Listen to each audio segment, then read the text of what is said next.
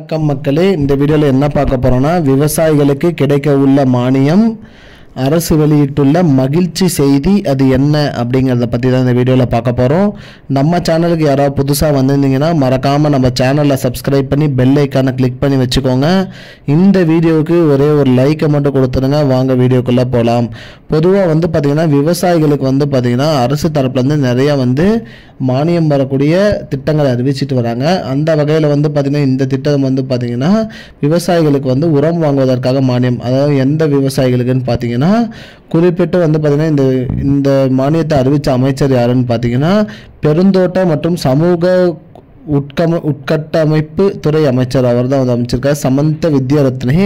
அவர் என்ன அறிவிச்சிருக்காரு அப்படின்னு பார்த்தீங்கன்னா, மொத்தமுள்ள விவசாயிகளுக்கு பார்த்தீங்கன்னா தென்னந்தோப்பு, அதாவது 5 ஏக்கருக்கு கீழே தென்னந்தோப்பு வச்சிருக்கிறவர்களுக்கு பார்த்தீங்கன்னா உரம் வாங்குவதற்காக பார்த்தீங்கன்னா மானியம் வழங்கப்படும் அப்படின்னு சொல்லியிருக்காங்க. இதற்காக பார்த்தீங்கன்னா 5600 மில்லியன் கோடி பார்த்தீங்கன்னா நிதி ஒதுக்கப்பட்டுள்ளதாகவும் அவர் சொல்லியிருக்காரு. அது மட்டும் இல்லாமல் 5600 மெட்ரிக் டன் உரம் வழங்கப்படும் அப்படிங்கிற மாதிரி சொல்லியிருக்காங்க. மொத்தம் உள்ள 53,655 விவசாயிகளுக்கும் 63,000 ஏக்கர், அதாவது பார்த்தீங்கன்னா அந்த விவசாயிகளோட தரப்பில் இருக்கக்கூடிய நிலம் பார்த்தீங்கன்னா 63,000 சில்லற ஏக்கர் இருக்குது. அவர்களுக்கு பார்த்தீங்கன்னா அந்த உரம் வழங்கப்படும் அப்படிங்கிற மாதிரி சொல்லியிருக்காங்க.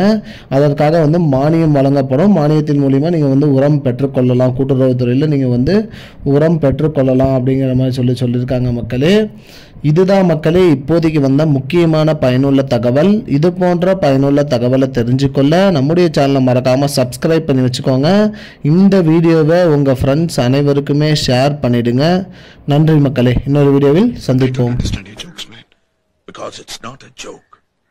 முன்ன பின்ன தெரியாத ஒரு பையனுக்காக விடுற அந்த மனசு இருக்க, அதான் கடவுள்.